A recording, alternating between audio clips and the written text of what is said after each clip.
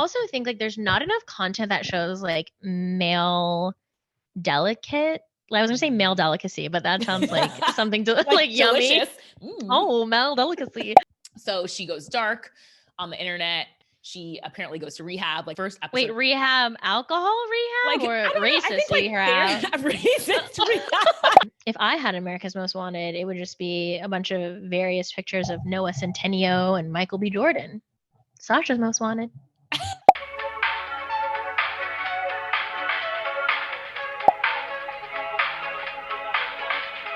Hello and welcome to the first ever episode of No But Actually. This is a podcast where we talk about content and culture that inspires it, and then how content influences culture back this whole cyclical loop. Everything from memes to memoirs, blockbuster films, Criterion Collection, and we are your hosts. I am Tamer. The first and most important thing to know about me is that my name looks like it's Tamar, and everyone else that you meet with this name will say Tamar, or maybe Tamar, but I say Tamer, like Lion Tamer. So now that that's out the way, you will know for the rest of time how my voice sounds. If you are listening to this on audio, this is Tamer and not Sasha, who was just talking. I'm your favorite, hopefully Brooklyn girl who now lives in LA, media strategist, MBA, creative, and mathy. From that, you can tell techie and fuzzy. I'm not that mathy, but I tried. I went to get my MBA to try, it's cool. Sick, pumped up intro, Tamer. And I'm Sasha. I'm your favorite, probably for sure, Bama girl who now lives in New York with stints in California and all over the place. Like Tamer, I'm a content queen, not that mathy, but I'm going to learn Excel one day, maybe. We started this podcast. This is our first ever episode, so thank you so much for tuning in. We're starting this podcast because, like you, if you're listening to it, you like to watch movies, you like to talk about it afterwards, you're probably pausing a lot, you're unpacking, you're wondering what the references are, and you can, copy paste that not just to movies, but TV, music, sick lyrical battles, memes, memoirs, books, novels, articles from New York Magazine, all of the above and more. And Tamer and I have been talking about all this stuff for feels like ages. And we were like, Truly. Other people shouldn't be so selfish and keep it just for us. So Tamer's going to give you a bit of an intro into Tamer. What is it all about? What are we going to do here? So this podcast consists of 3 main sections. The first is Say What You Stream, where Sasha and I will talk about everything we've been listening to and watching over the past week, which we pretty much do anyway and laugh our asses off when we're talking to each other. So hopefully you'll listen along and laugh with us / get some interesting advice and thoughts on what to watch next. Our second part of the show is the show's namesake, No But Actually, and then a question that we're going to deep dive. Sometimes it's spicy, but it always just has to do with content. Today's segment is No But Actually. Should cop shows be canceled? Ooh, spicy. Okay, so Sasha's going to tell us all about it and we're going to get into it. Then for our last part of the podcast, we have a question that we ask you, our friends, and also hopefully future people who don't know us but listen to us that we will continue to love in the future. We ask you a question, and it's usually a little spicy, also usually about content, but sometimes not. And today's question is, what is something that you have seen an influencer doing that they think is normal that isn't actually normal? So I'm going to talk about something I saw, deep dive it a little bit, and then read your responses. Yes. And we'll also then ask a question for you listening now to answer, and we will read some of your replies next week at the bottom. So stay tuned. Woo woo. Hey. Cool. So without further ado, we are going to kick this off. It's a content show, so it wouldn't be right for us to kick it off any other way than to do a massive content dump. So it is time for Say What You Stream. Woo woo. Okay, so it feels like it was last time we talked, but it's so crazy, is that you told me to watch this show called Formula One Drive to Survive, yes. Tamer. It's like the doc. Spoiler alert, didn't watch it, but since then, like everyone and their mom has told me to watch it. I know, I'm sorry, but I'm going to. It's on my list. I did, however, watch a very similar format show called Last Chance U. Are you familiar? Very familiar. I love that show. Oh my God. I've only seen like random episodes hither and Wait, which thither. sport did you watch? Basketball. Oh, so good. I actually Okay. kind of think it's better than the football one. Ooh. I think so too. I've only seen like one or two episodes of the other one. And to be fair, to watch this one, like I basically my friend forced me to. I never like seek out unscripted content, but when it's like thrust upon me, I'll bite. The show is so good. Yes. And also I love basketball in general. And like it's so good. Like it is about these guys who are incredible athletes who have either fallen on hard times or have fucked up in the past, or for some reason they kind of can't achieve their goals. And their goal is to play basketball at a higher level, either like D1 or NBA. And I'm not a sports head, but it doesn't even matter if you care about sports or not. You just have to care about people. And it's all these, they have, it's just, it's a classic, like, what is it? Like, not rags to riches. It's an underdog story. Yeah. Yes. Oh, I love them all. And it's like sad. There's like, I think 8 episodes on Netflix. You've got to watch it. If you're a fan of cheer, if you like basketball, if you like underdog stories, and you want your cheering heartstrings like, to be tugged. they're at community college. So it's like a smaller setting, but unlike cheer, they have definitely fewer resources, I feel like, at this college. Because cheer is like, they're really good. They've won for years and years. And this one, the guy is like trying to make them be champions. The coach who comes. Yeah. And I think cheer, it's very much like me against myself, like let me work hard and like win. And this one is very much like I have to get over my ego. I have to work against adversity. Like the other guys on the team, we're at odds. And I think it's really good. And I also think like there's not enough content that shows like male delicate. I was gonna say male delicacy, but that sounds like something like yummy. Oh, male delicacy. I would say delicate masculinity. Masculinity. And it's just really lovely. And also there's a great TikTok sound. Almost everyone on the show is Black or mixed, except for this one guy. And there's a hilarious TikTok sound about the one white guy. Maybe we'll play it. You are freaking African Americans plus Mark. You know what I'm saying? Which I'm rocking with Mark because Mark is rocking with us. The other thing I've been watching, classic me being 8 years late to everything, I'm watching this show called The Fall, which is like a British crime show that takes place in Northern Ireland, which they have the craziest accents. Like it's insane. But it's so funny because it has Jamie Dornan and he plays a serial killer who kills women, who has like the sexual killing motive. And the weirdest thing, and he'll like strangle them. And like that's not that weird, but it is weird that he later went on to play Christian Grey. Is that not Grey. weird, Sasha? That's weird. No, it's just it's a weird show. It's a dark crime show. But the weird thing is that the intertext of the fact that he later went on to go play Christian Grey, who is not a serial killer but is like a BDSM billionaire, I guess. And I'm just like, did someone watch The Fall and they're like, you know what? He's hot and he's creepy. I want him for a similar thing, but it's a rom-com. Or not a com, but it's a romance. Same thing, serial kill women, strangle them, but we'll do it for sexy. fun. Yeah. With consent. It's weird. Okay. The show is very good though, The Fall. I've heard of it. I have not watched it. It took me a while to get into it because there's nothing funny about it. And I very rarely watch anything that doesn't have at least a tinge of humor. Right. And it does make me feel some type of way that he is so attractive and he's a killer because you're really supposed to hate him. But I'm also like, you're so handsome. Which is good thematically because later we're talking about how media makes you think things that maybe you don't want to think. Right. And then finally, I've just been listening to my girl, Willow Smith. So good. Yes, so underrated. Good. Okay, she's hype. She's underrated. Just because I think people who listen to her know she's good. No one doesn't think Willow's good, but like to me, she was good enough to be getting like SZA level attention, and she doesn't. No one's like, oh, I've been jamming out to this Willow album. I don't know. Maybe it's because her body of work maybe isn't that like mature, but her singles are so good. Because she's like 17? Question mark. Mm-hmm. And so, not to say that she doesn't make good music, because I do think that she does, but for our generation, I feel so fucking old saying that, but like we are older than she is. We are in a different generation. It's kind of like, am I listening to Willow or am I listening to SZA? or Summer Walker, right? Like Yeah. that vibe. Although, I mean, her vibe is different than them. There's some more like electro inspired, I feel like. Have you heard the song called Summer Fling? I don't know. Okay, this one is actually, I don't think, released on Spotify, but it's on YouTube. Like literally, if I want to listen to the song, I have to go watch on YouTube.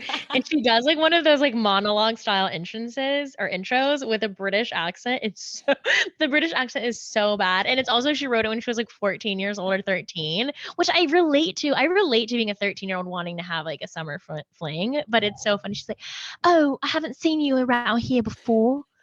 Can I get your number?" I know. Okay, I now need to go listen to that. Also, I mean, Willow Whip My Hair will forever be my favorite Willow. I forgot that's Willow. That is Willow. I mean, she inspired. I was like, I need blue braids stat. Like, this is. She was what, 9 years old? She was like 9, and I was like 17 jamming. Willow 9 is more advanced. She's living in 3008. So. Okay, but this is the way I feel about Willow is that she is the Solange of the situation. Like Jaden's music gets played on the radio. It's like, I think, more popular. People jam it, I think, at a more pop culture clip. And then like a Beyonce. And then when people are listening to Solange, like potentially some of her songs get on the radio, but it's more ethereal. You go to the concert. Word. This is everything that I ever wanted. You are so beautiful.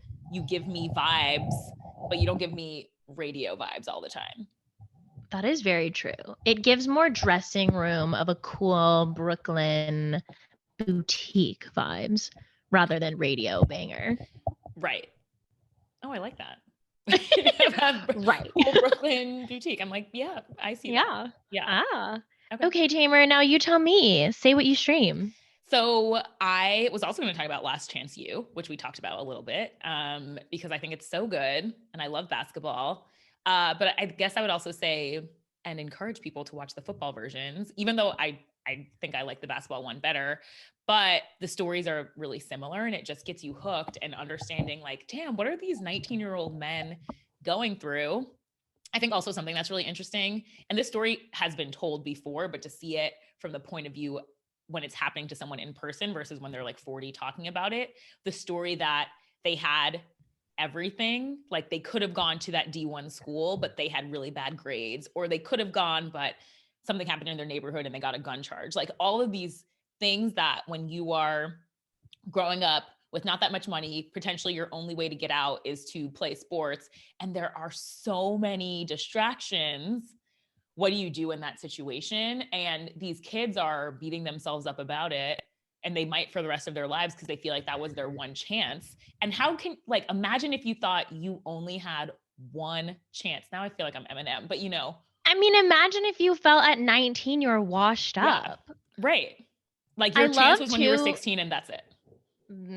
There's this one point in there too where they're talking about recruiters, because it's really supposed to be like a stepping stone into like the next level of life. And there's this one part where they're talking about this guy, and it's like one of the coaches is talking to a recruiter, and they're like, "Oh yeah, Deshaun's like a really good guy. Like he doesn't cheat on his girlfriend. He's faithful to her." And I was like, it's so funny because I mean they're like these high-powered athletes, like they're not professionals, but like that's the future they're headed towards.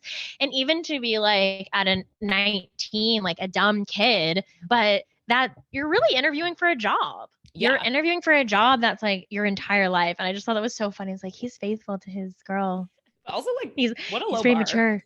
I know. Yeah. What a great, I mean, isn't that so annoying? I feel like for girls, they're like, you need to be doing 100 things incredibly well. And for guys, they're like, oh, you didn't cheat on her? You're amazing. I know. Ridiculous. Okay. Word. And then the other thing I wanted to talk about was Real Housewives of Dallas. Do you watch Real Housewives? Any of the franchises? Guilty as charged. I do not watch it, to the chagrin of many of my friends. But I have heard Dallas is mixing it up. They have a different type of cast, right? Yeah. If by different type of cast, you mean they hired someone who is not white, you are correct. Ding, ding, ding. So I think that the Real Housewives franchise in general is trying to spice it up and add people who are not only one race to each cast. And so actually Real Housewives of Beverly Hills added a Black woman, Garcelle Beauvais, last year. And now they have Crystal Kung Minkoff, I think is her name, who's Asian. And then Garcelle Beauvais. Yeah. I'm obsessed with her. She has twins also. Anyway, I'm not talking about Beverly Hills. Tamer's a twin and a Gemini, in case you're wondering why that was a pro for her. Yeah, she I guess doesn't that's have important twins. to point out. I don't have twins. I don't have children. I am a twin. Love twins. Okay. And then on Real Housewives of Dallas, so there is a woman named, just blanked on her name. Her name is Tiffany Moon. Okay. She Tiffany has Moon. really a super annoying voice, but that is besides the point of what I'm saying right now. I really like her as a person. She is from China. Her story is like she came to the US, I think when she was like 6. Her storyline on the season is that she feels really sad that she didn't have a really great relationship with her parents because she felt like an investment and that they just wanted her to like be a doctor, to have all of this. Like she was an investment for them. Like she was an investment and not a child. Kid. Yeah. Because they just wanted her to like do things and they weren't like super loving to her. Anyway, so it's sad to watch that happen, but also she ends up having like all these conversations and it's partly a beautiful story. But besides that, which is like more than enough to deal with on a show like that, and it's actually really touching to watch, she has to deal with this woman, Brandy Redmond. Okay. Brandy used to be a cheerleader for the Dallas Cowboys, I think. And she was like a professional cheerleader. And in past season, she's like super fun. Like she's always the life of the party. And before the season started, she put up a video on Instagram where she says something like, she's literally like holding her eyes, like squint, because she has small eyes. So she's holding her eyes like the way that people would make fun of Asian people by holding their eyes back. And she's like, oh, and speaking in a stereotypical Asian accent and is like, oh, why are my eyes so squinty? Like I look Asian. I don't remember exactly what she says. Something stupid. That she posts in the year 2020? Year 2020. Okay. And her daughters are in the backseat. She's like having fun with her daughters by like doing this squinty eye thing. Ridiculous. So of course the internet comes at her and is like, girl, what are you doing? Like, how is this a funny conversation you're having with your daughters? It's 2020. So she goes dark on the internet. She apparently goes to rehab, like first episode. Wait, rehab, alcohol rehab, or racist rehab? Racist rehab. I'm like, I need some contact information. She like goes away. Like, I don't really know. It sounds like she goes to racist rehab, but like, I don't know. But I think she was like very depressed because she felt like she was getting a lot of hate. And, you know, people say mean things on the internet. Like, okay, fine. So she comes back to the season and she is talking about how bad she feels. And Tiffany ends up having to be it's really awkward, right? Because like, obviously she and Tiffany need to have a conversation about this. Like they don't even know each other. They are not friends. And now because they're on the show, they need to have a conversation. So Tiffany was new to the show after all this happens. Yes. My goodness. So very dramatic. I think it happens in the first or second episode. They have not a confrontation. Like they just talk to each other. And Tiffany is the consummate minority who has been offended. She is so nice to Brandy. She says, I need to explain to you why this is hurtful. Gives a story of how when she came to the US, the kids would make fun of her by doing that with their eyes and telling her she couldn't speak English. And like, just gives this really, I think, heartfelt story. But she's like, this was a mistake. We're good. Let's move on. But Brandy is so annoying and basically over the course of the season is like, I feel so uncomfortable around Tiffany. Like, I don't know what to do. And Tiffany's like, girl, you feel uncomfortable because I am Asian. Like I can't change my face when I walk into a room. Like you have to figure that out. This is not my fault. This is your fault. You fucked up. You said some shit and now you're upset and I can't help you with that.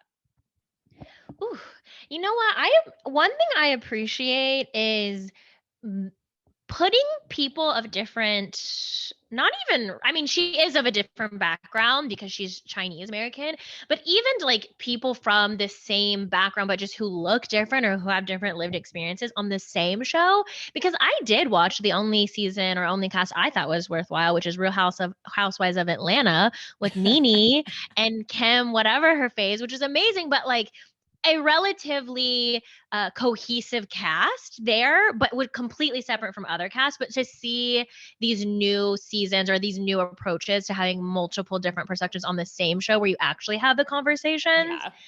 that's a nice touch. And also say shout out as an Asian Southerner, that's a difficult line to walk because there's so much in Southern pride and being a chill Asian model minority and not making people feel uncomfortable, especially if you're a California Asian, you're practically not a minority depending on your area. But if you're Southern Asian, you're definitely probably one of less than 5 Asians that the people around you know. That's like so crazy, but like that completely makes sense. And like you have like a more personal vantage point to that. And so me looking from the outside, I'm just like, I can see her being so nice, like just so thoughtful to this person who actually is the one who messed up. And then the person who messed up is feeling bad. And so is like putting that on Tiffany. It's bless Tiffany Moon. Bless Tiffany and her cool name and her her name before she got married was Tiffany Sun. Yeah. Sorry. Burped out of excitement. I just gasped and burped. Sorry. So good. Tiffany Sun and Moon. Yeah, I thought it's really cute. That's honestly so legit. Yeah. I also like that they find people with the coolest names for Real Housewives. They're like, we need this. The Vanderpumps. What was the woman who joined the Beverly Hills class that you said? Crystal Kung Minkoff.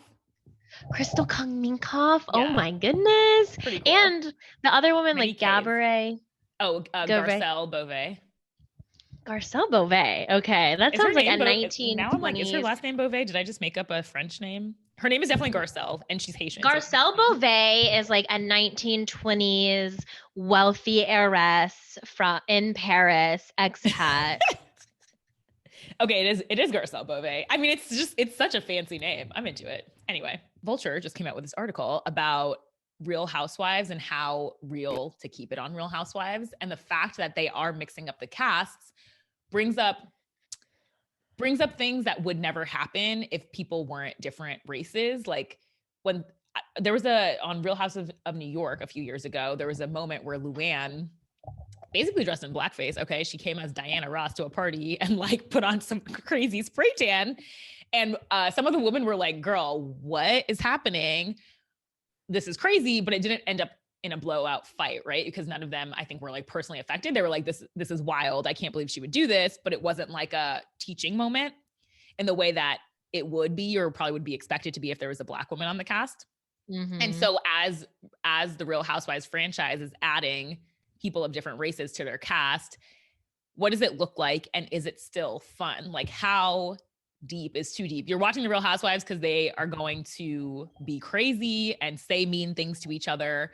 But I think that there's this quote from Leah of Real Housewives of New York where she's like, how do you be the crazy bitches you're supposed to be without looking like racist crazy bitches?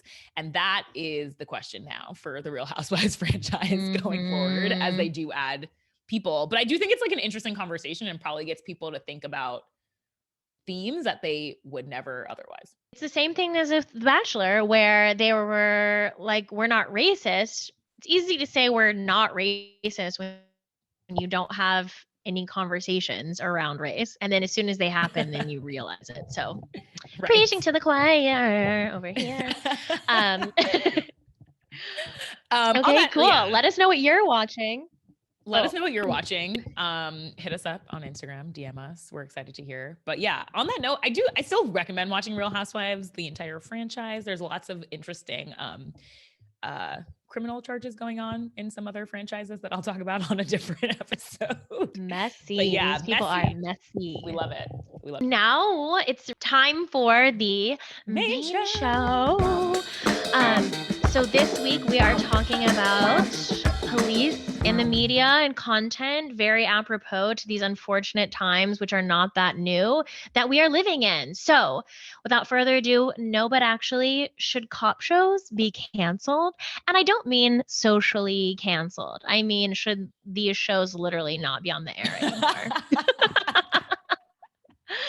And I also want to preface this by saying that I'll mostly be talking about unscripted cop shows, not news segments, not sharing clips on social media. I mean, shows with showrunners, producers, in part because I'm not ready to unwrap my cognitive dissonance around the fact that I do love Law and Order SVU. I said it. But I do want to talk about these, especially kind of like the follow along, catching bad guys type of shows. This feels like it's might be a tough combo. And I also feel like we might just easily be like, yeah, cop shows are trash.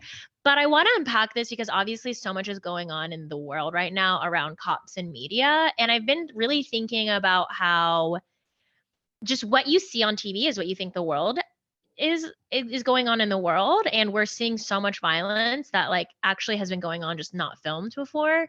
And I want to think about how the role the media plays in that weird relationship Americans have to the police. Without much surprise, we're going to be focused on American police. I'm not talking about the bobbies over in Scotland. Okay, I'm excited for this. When you said it at first, I was like, oh, like sitcom shows, like I was intrigued, but oh my God, Brooklyn Nine-Nine. Brooklyn Nine-Nine. I could do an entire episode just on my love of Law and Order, and a very conflicted one, because I do think there are some positives about some shows. Obviously, fighting for justice for special victims is good. It's also, there's a lot of bad. Let's get into it. I'm also going to just cite my sources up at the top. Got a lot of this good stuff from Wikipedia. Shout out. Encyclopedia Britannica, which is not just a book in the library book series. Various articles and books written by Fred Turner, who was my professor in college, but also technically my major advisor, but I don't think we like met a single time. And liberal arts college. Yeah. I'm glad you could cite him now.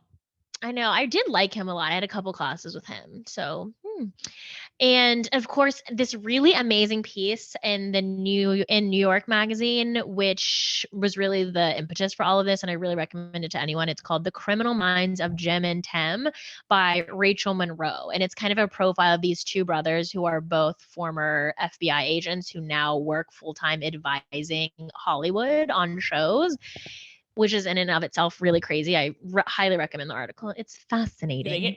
How much do they get paid? Did it say? A lot of money. And it's very fascinating too. I won't go too far into it, but they have a company, and their goal for the company is to help people coming out of law enforcement agencies.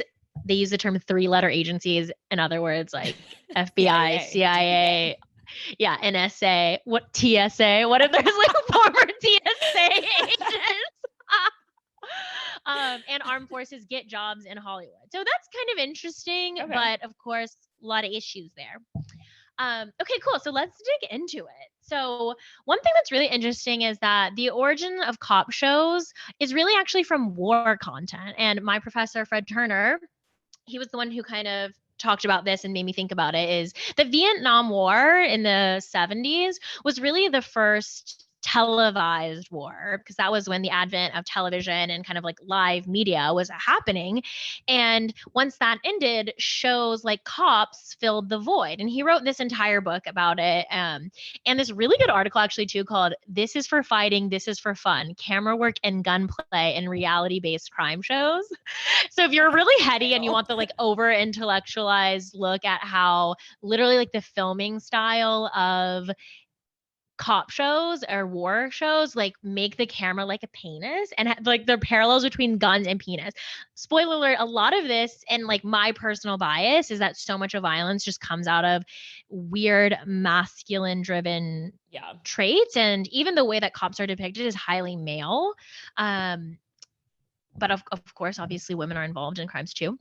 But actually, it wasn't the Vietnam War, which was the first war film. It was the Spanish-American War of 1898. We're talking 1800s. And they were called, not documentaries, they're called actualities, which is to imply that this is real life. So there were actuality film clips from the Spanish-American War, and they were titled things like Burial of the Main Victims or Blanket Tossing of a New Recruit or Soldiers Washing Dishes. And they were non-combat films with reenactments of actual fighting, and they came along with statements from the president. So I think it's pretty clear that the origins of war films and cop films is inherently propaganda-esque. Whoa, that's wild. I guess I'm not surprised, but I had no idea. Yeah. So fast forward 100 years, and we then have the televised war. Like, also, I'll just say, like, as a side note, it's very interesting that we think of this like, what's the difference between TVs and movies? One's highbrow, one's lowbrow, but it's all on streaming services. That feels like a modern debate that probably no one besides you and I care about.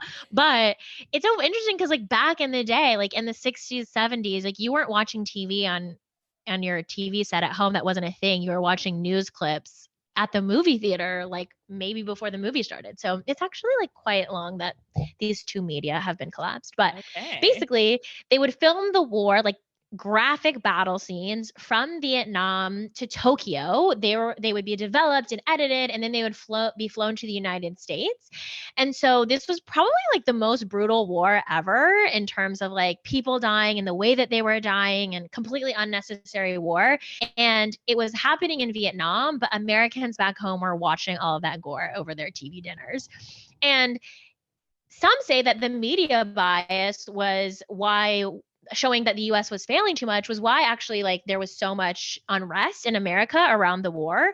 Whereas others say that the media really was pro-America, and that actually led to the war carrying out a lot longer because people empathized with Americans who were fighting and losing their lives or getting victories, which just kind of feels like early days Fox versus CNN. So yeah, I was like, I feel like it's probably just different networks that were saying those things. Exactly. And each network, like today, was saying the other side was completely being biased and blowing it out of proportion. Right. There was also only like 3 channels back then, right? So yeah. Exactly. And if you think about it, like that footage was like showing people fighting, showing Americans, boys club pride, fighting the quote unquote poor and savage people of these other nations, trying to fight for our values, quote unquote, and ultimately like ravaging and creating more harm in communities that we had no business being in. So not surprising that kind of like the ripple effect is that the Vietnam War ended in 1975, and then shortly thereafter is where shows like Cops came to be huge.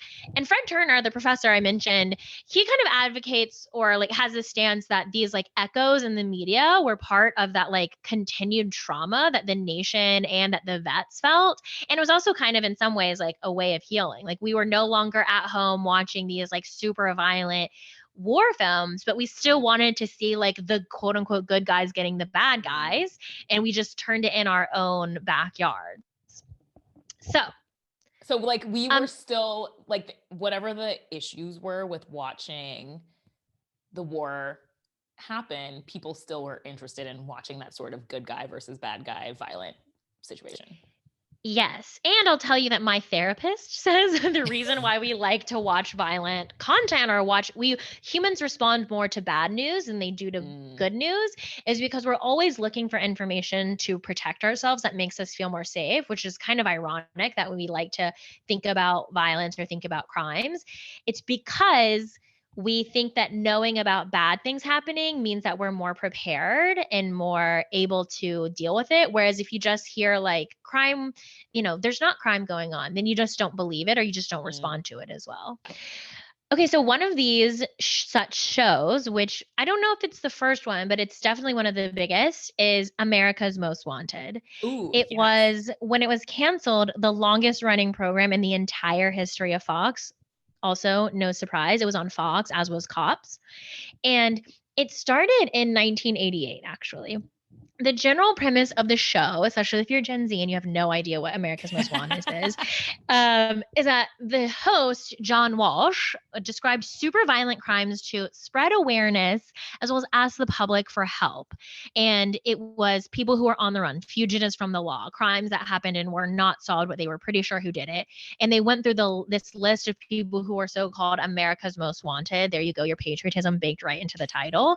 And it's important to know the context that John Walsh was a businessman. He was white, no surprise, whose son was abducted and killed by a serial killer. Oh my gosh. And yeah, it's super sad. They then found the guy who they thought was the guy who did it. And John Walsh, as a result, became an advocate for legislative reform that helped missing and exploited children. And he was actually one of the people who thought that the police and government didn't do enough. So he was critical of law enforcement, which kind of leads into this story of America's Most Wanted, take the law into your hands, like help out, the police can't do enough, blah, blah, blah, blah, blah. And he's still somewhat a controversial figure because a lot of the work that he's done, which some people laud, is also criticized. For example, the establishment of the sex offender registry, which I think we can agree is in some ways definitely a good thing. There should be visibility and accountability for people who have committed violent sexual crimes, especially against young people. Some critics argue that there's definitely downsides to the lifelong, quote unquote, scarlet letter of always being on that. But I think brings up this really interesting. Wait, so he is the person that helps that be a thing? Yeah.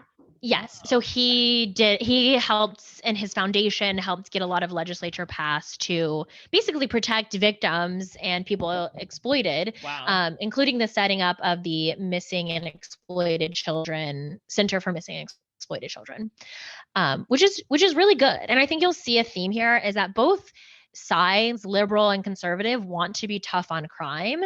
No one likes violent crime, but there's differences of opinion on how to achieve that and how to make a good community. I think the people who are in favor for a show like this are like, police need as much power as possible. The other side is like, we need due process and resources, and the community is important too. So they piloted this show. John Walsh, former normal person, current advocate, was the host. And the fact that he was personally involved in a very violent crime made it very compelling content. And the whole premise of the show was not only that you would learn about these crimes and become aware, but that you and the public could help the FBI catch these bad guys. It's very bad guys versus good guys.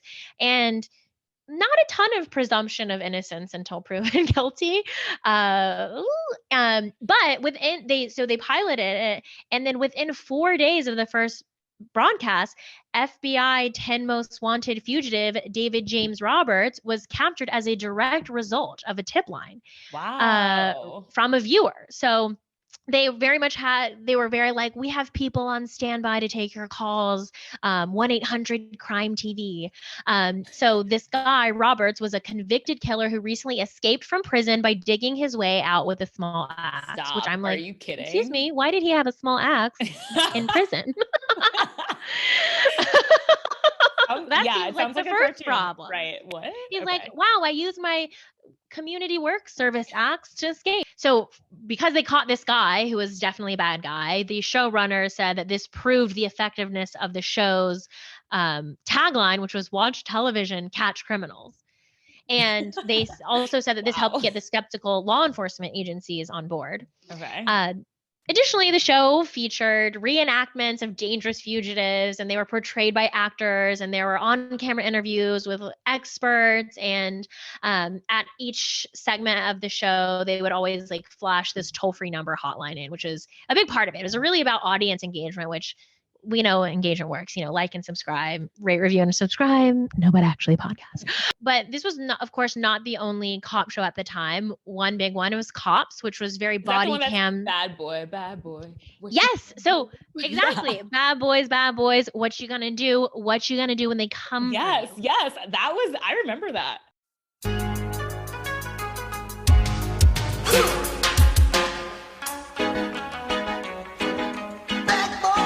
What you gonna do when Chevy John Brown come for you? Tell me what you wanna do, what you gonna do.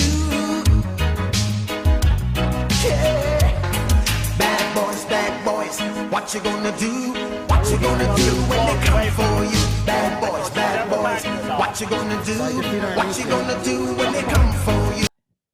Crazy. Yeah. Crazy. I mean, it feels so crazy now, especially because just the general mores of the times from many people is that cops are not really good guys. And this show, especially if you think about it in context of like the aftermath of Vietnam being like the good guys are national heroes are taking down the bad guys. But when you think about cops, it was cops. The show was showing cops, sheriffs, deputies, etc., patrolling the neighborhood, responding to calls. And it was mostly things like getting people for prostitution, narcotics, like mentally ill people having episodes, searching residences.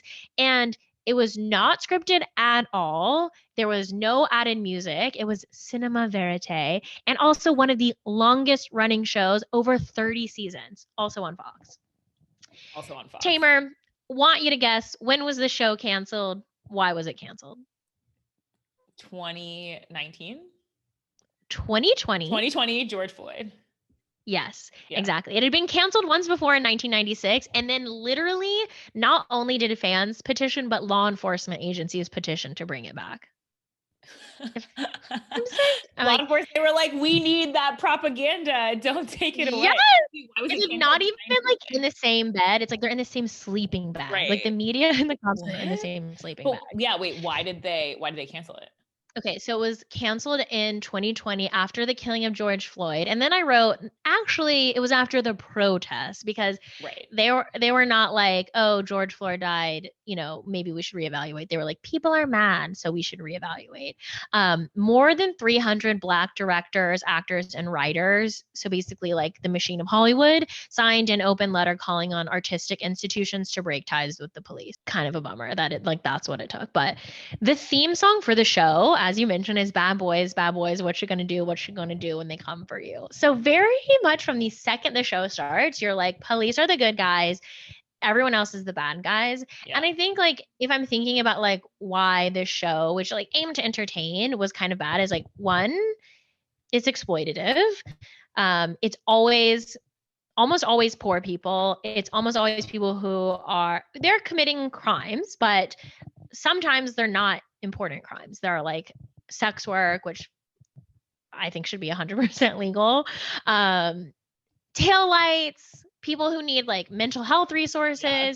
Number two, it's not really reality. We'll get into this in a second. And then three, it's kind of fucked up the way that it is a vehicle for cop propaganda, which I will now refer to only as cop-propaganda. So good. And okay, yeah. So it's almost always lower working class people. Like they're never doing raids on Wall Street. The neighborhoods were very like run down. I actually have this image in my head of the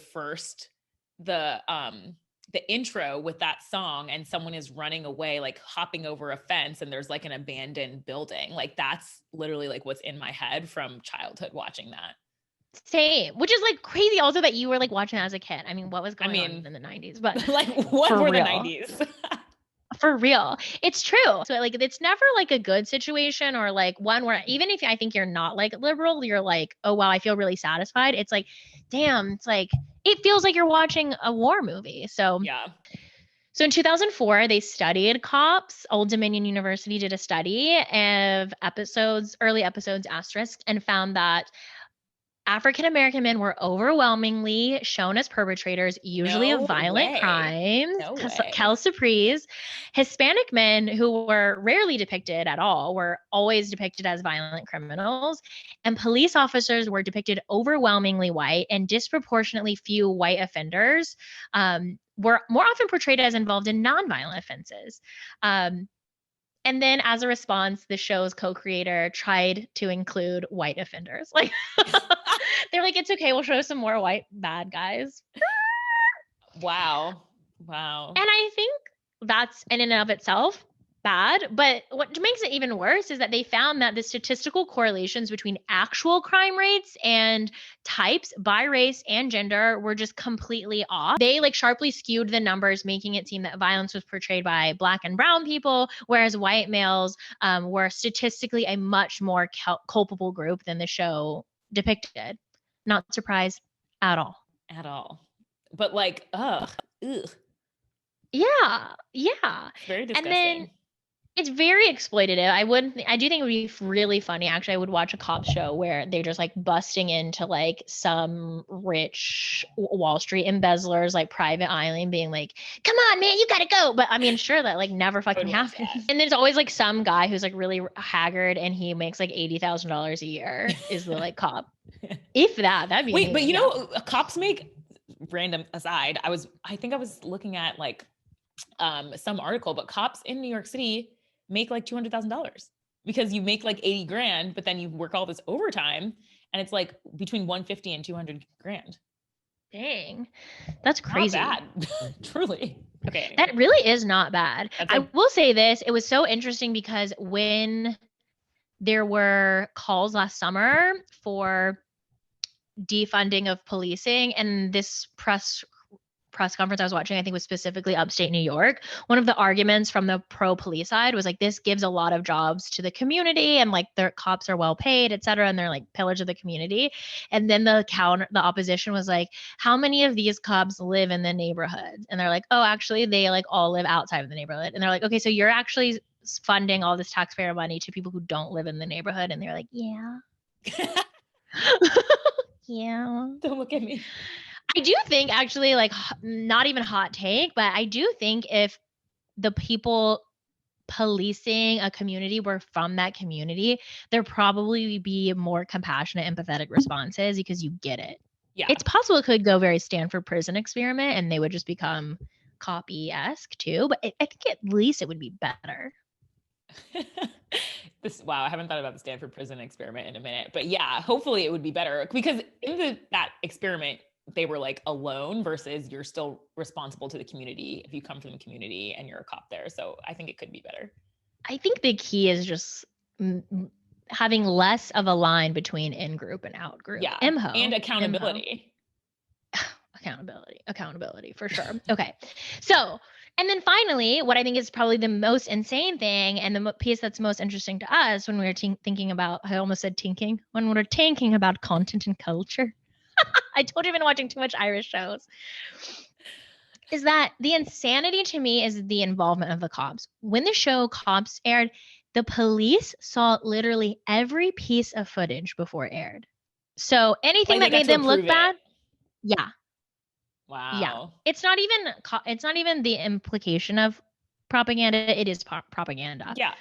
And this is from that article I referenced from Rachel Monroe. Hollywood and law enforcement have long had a symbiotic relationship. In the 1950s, the LAPD worked closely with the creators of Dragnet, feeding them cases to feature and weighing in on scripts before they were filmed.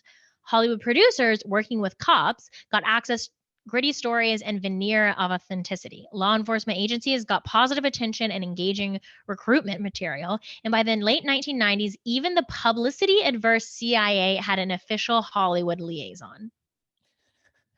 What? Yes. So what? These people are too in bed. They're in bed. But it's like I get it. Like from the cop's perspective, from a governmental agency perspective, like, yeah, as a business, you want to have that connection. Like I understand. I guess I'm not even surprised, just disappointed that was so true. I was just hearing that the cops had access to look at all of the tapes and decide what goes in and out is ridiculous. It's like, of course there was stuff I'm sure that was captured that was horrible. And that's what I want to see. So how can we go back to those archives and get everything and put it out there? The Untold Story, hosted by Tamer Nisbet. I would do that. Yeah. Actually, that would be good.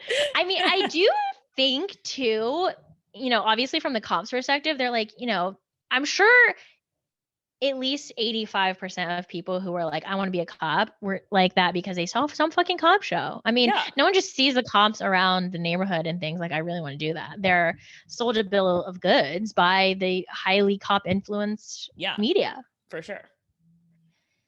So are you surprised when I tell you that in the year 2021, America's Most Wanted is being rebooted? I'm not surprised because at the same time as there are people who are calling for cancellations and who don't want to see that, there's a big group of people who now don't have the content that they've been watching for 30 years and they want to see it rebooted. And I also think that I don't know if it's just an American thing, if it's a human thing, like there's a fascination with crime in general and seeing what's happening. And so I think the show will do well. Like ratings wise, it will probably do well. Like business wise, probably a good idea to bring it back. It's gonna make a lot of people happy. Yeah. So a lot of people are going to be good, and it's coming to none other than Fox. I will say this, like to air my own, it's weird to say bias. I mean, it is my bias. It's my stance is that I do think we should defund the police. I don't believe in fully the abolition of law enforcement. My stance is that there should be various bodies that respond to various things. The person who needs an intervention because of domestic violence is not the same person who needs to be responding to a traffic violation. It's not the same person who needs to be responding to a active shooter. Those are very different scenarios. And I do think there is very much a difference too, as someone who loves true crime, between a profiled serial killer criminal mind versus a serial carjacker or something. So I do think like maybe there is room for an interesting show where the highbrow, if you will, of crimes are being solved by smart FBI agents or something. I don't want to see people being apprehended on their daily drive to work because they were speeding. So also knowing that could end in death in some cases, like which literally just happened. Like it's fucked up. It's insane. Anyway, I think we all know this. It's insane. I don't think traffic stop people. I think very few cops need to carry weapons that could kill people. So with that said, 2021, America's Most Wanted is being rebooted. This is a very different time in life in 2021 versus when it first came out in the 1980s. And one thing that is very different is that violent crime rates are actually half of what they were when America's Most Wanted first premiered, which is great that we have cut violent crime in half since the 80s. But when the head of Fox's unscripted content department heard this, he said, "Is that true? I didn't know that. That's fantastic."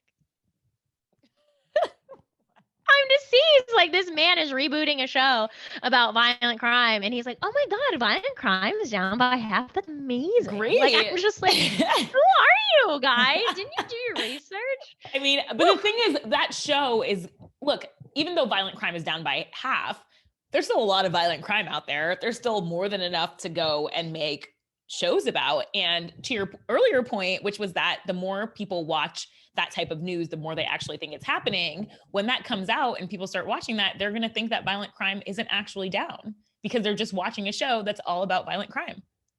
Absolutely. I think the way that Rachel Monroe described the show was so perfect is that like when it originally came out, the show's genius was its dual function. It stoked anxieties that anyone could be a victim of a crime at any time, while also positioning the show as a solution, a way to fight back. I do think it's worth saying that while Cops was like highly disproportionate in the depiction of Black and brown people committing crimes, actually America's Most Wanted did not disproportionately feature Black and brown fugitives. However, it did overrepresent the danger of violent crimes.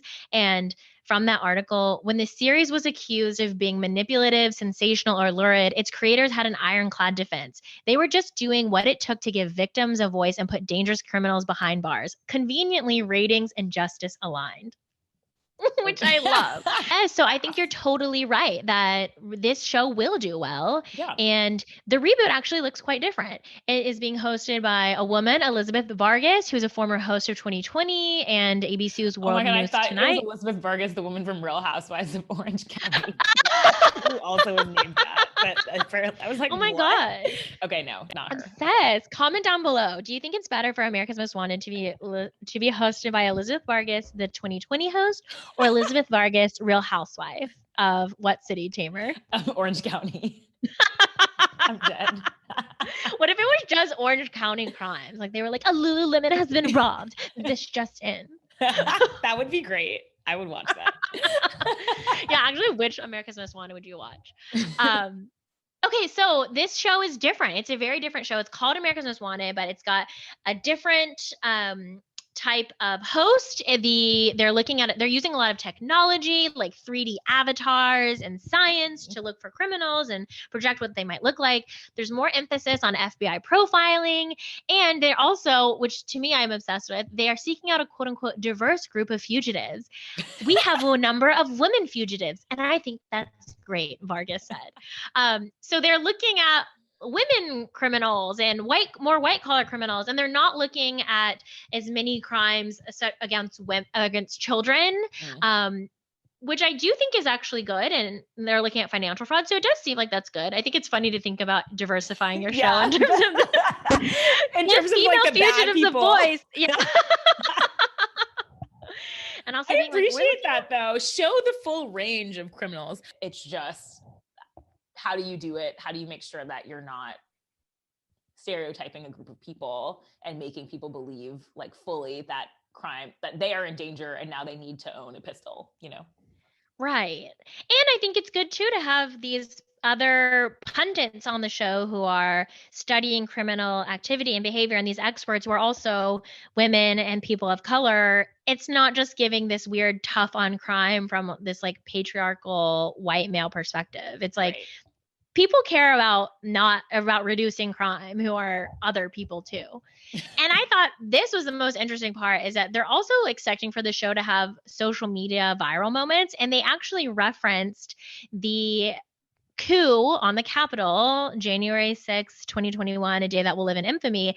And the showrunner said that once he saw that women were setting up fake dating profiles to catfish the criminals of the Capitol coup and then entrapping them and then using that as evidence, he was like, this show will be a hit, which I am kind of like citizen justice vis-a-vis Tinder. I'm kind of into that. Like, that's cool. That should be a show. Yeah. But maybe it's like To Catch a Predator, but instead of pedophiles, it's like white supremacists who are violently targeting places of national justice. And then they come to the house and they think that they're going to find the person. Instead, it's like a man, but maybe like a man of color this time, being like, oh my God. And then they like read the messages and they're like, you say you're not a white supremacist, but you just said that you love the hot dogs at Costco. Feels violent to me. So I put this question to you. They made a bunch of changes, America's Most Wanted, but the attitudes towards cops are probably worse now than ever for some people, probably more pro than ever for other people. Yeah. It is on Fox. Well, do you think it's enough to change these things about the show? Does that make it good? Is that potentially even a good way to show how proper law enforcement should behave?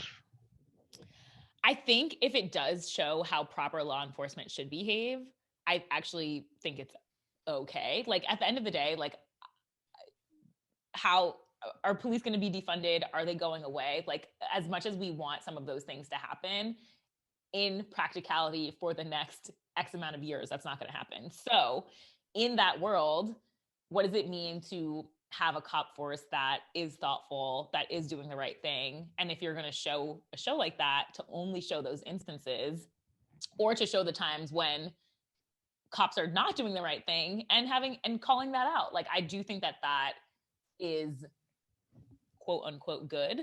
And then the show is going on Fox. Millions of people are going to watch it. It's probably going to have high ratings. So knowing that, what can you do with that situation to make it, I think, a learning moment for people? And I'd be curious to know if it actually lives up to the hype of that, or if it's just like, now we have diverse fugitives and cops can do whatever they want. Right after The Masked Singer on Fox. Right. Okay, I agree. Like, I definitely think that we're not going to live in a world without cops anytime soon. And I think having a diverse vision for the American public, the conservative American public that's watching Fox, of various criminals is going to help. Yeah. The whole thing. Like, if it's going to happen, how what's the best way that it could possibly happen? And I know that that's like not the answer that a lot of people want to hear, and it's not the ideal or a utopic answer, but that's the world that we're living in. So like, how can we make things the best that they possibly can be? And it seems like they're trying. I don't know if I trust Fox to do it, but like curious to see what will happen. Especially if they are going to be genuine about depicting financial fraud and clarifying for everyone who are the people who are affecting millions of Americans. Right. And it's not going to be your guy holding up the gas station. It's going to be the person gouging the oil prices, baby. Baby. Okay. Well, tell us what you think, dear listeners. Like, do you think there should be a cop show? Did you fuck with cops? The show, America's Most Wanted. If I had America's Most Wanted, it would just be a bunch of various pictures of Noah Centineo and Michael B. Jordan. Sasha's Most Wanted. Okay, so shout out to Sasha for telling us all about cop shows. Like she said, hit us up. Let us know what you think about cop shows. Should they be canceled? Let's talk. On to our next and final segment, Extra Butter. And this is where we talk about spicy topics, hot topics, any little question that we have. So today's question, today's Extra Butter is, what is something you have seen an influencer do that they think is normal, but that actually is not normal?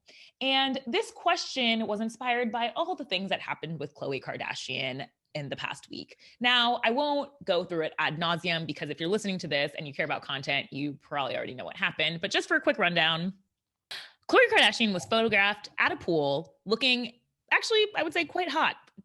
There's a picture of her. She's standing in front of a pool. She just looks like a fit, normal person. I think almost anyone would think that that was like a really good picture of themselves.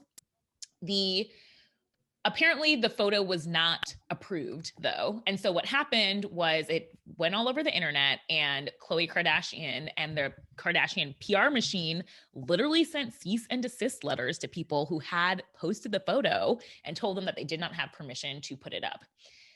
As ridiculous as it is to believe that you can send a cease and desist letter to people on the internet and erase the photo, which like, what? You can't do that. And you're literally like hitting up people with no money to tell them like, you might see this photo. Like, what, girl, what?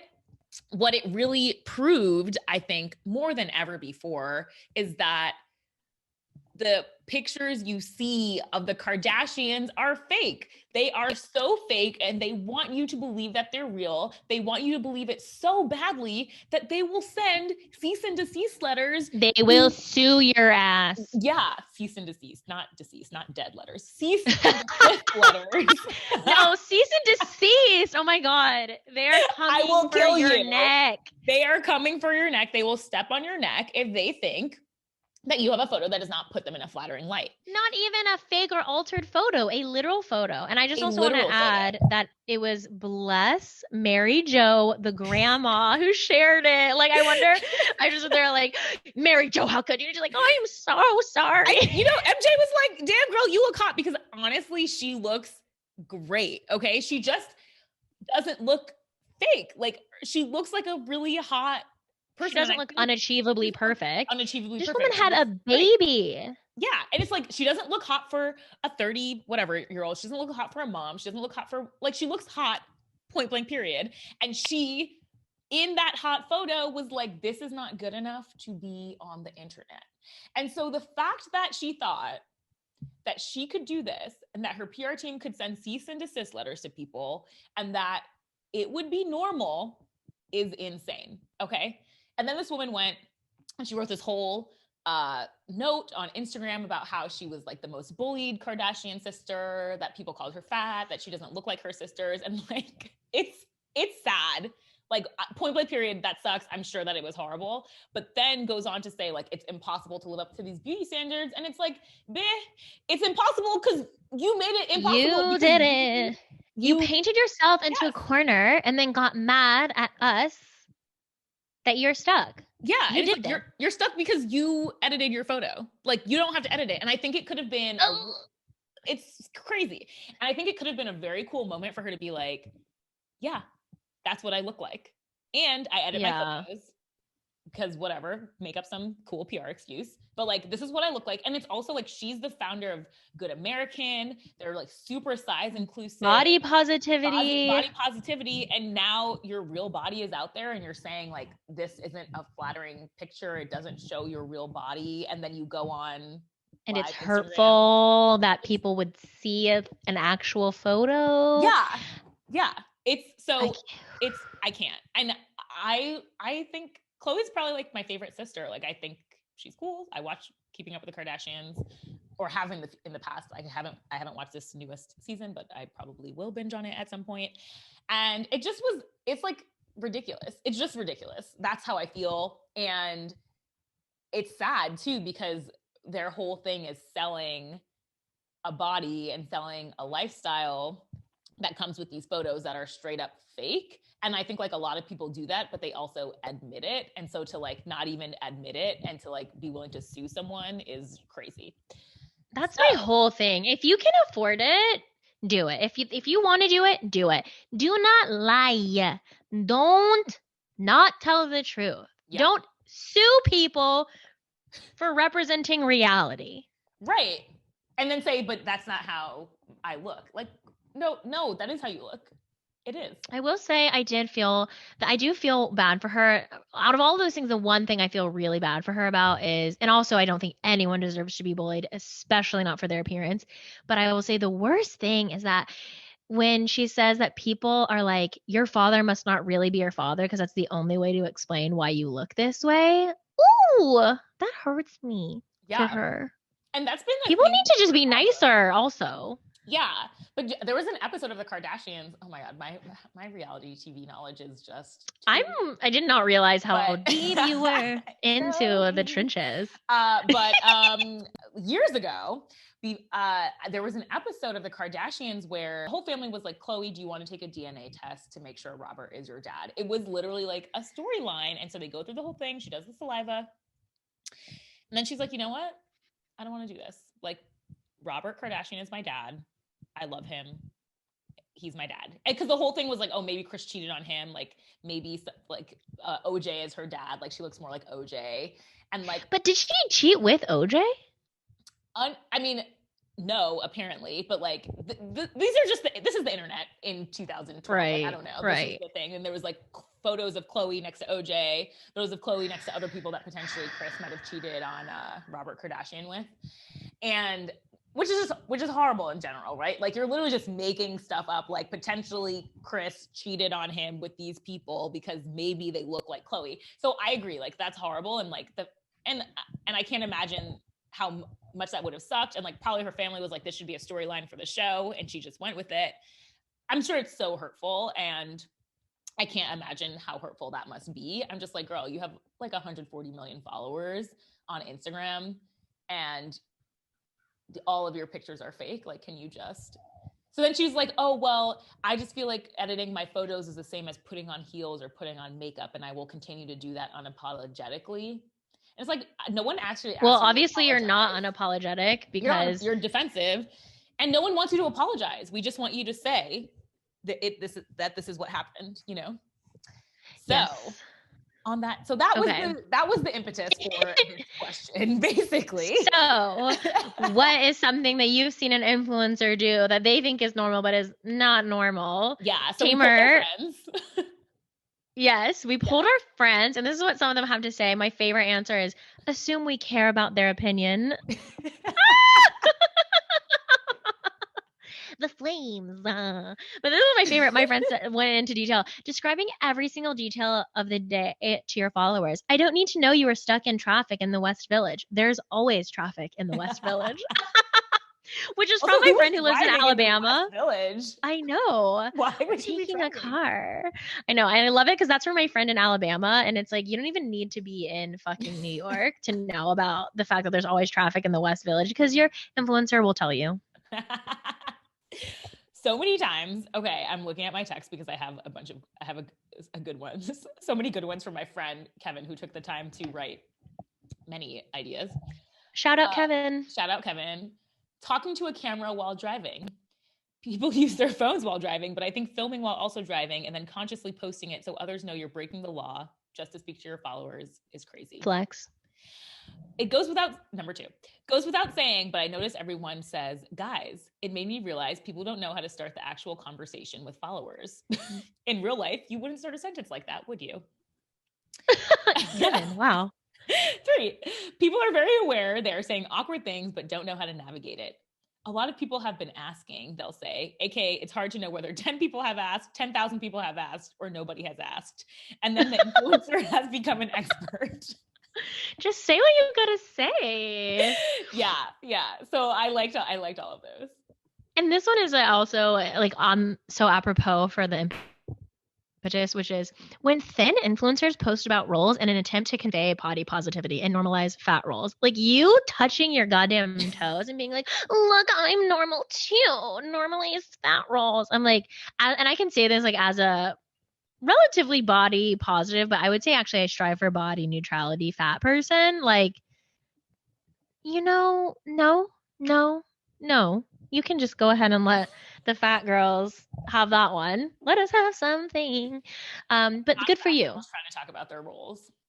Yeah, tiny babies. Just when people like so clearly like are contorting themselves in a way that makes them look fat and they're not, and then trying to be like body positivity, accept all bodies. Like yours is the body that is accepted. Thank you so much. I feel better now. The other last one that I got was posing in the middle of traffic for a picture. And there's this Instagram account called, was it Influencers in the Wild? Do you know what I'm talking about? Yeah. So good. It's not normal. If I had $1 for every time someone sent me an Influencers in the Wild account and said it was me, I would have at least $3.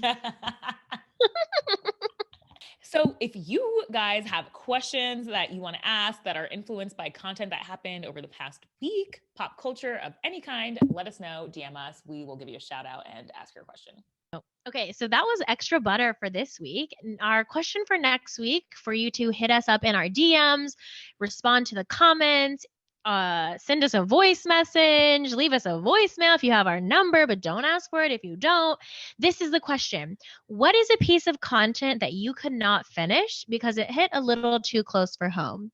That could be movies, documentaries, a book, an article, maybe it was a meme. Like a lot of emotions can be brought up vis-a-vis a meme. Mm-hmm. So hit us up, let us know, and we will be reading some of your answers next week. Can't wait. Friends, thank you so much for listening to our first episode of No But Actually with Tamer and Sasha. We love having you. Help us out, like, subscribe, tell us what you thought about it, good and bad. We love constructive feedback, but like just be kind of nice about it. And tell your family, tell your friends, share us, like us, and we will see you next week. See you next week on the Content Sphere. Bye. Bye. And then outro music. Here. Here.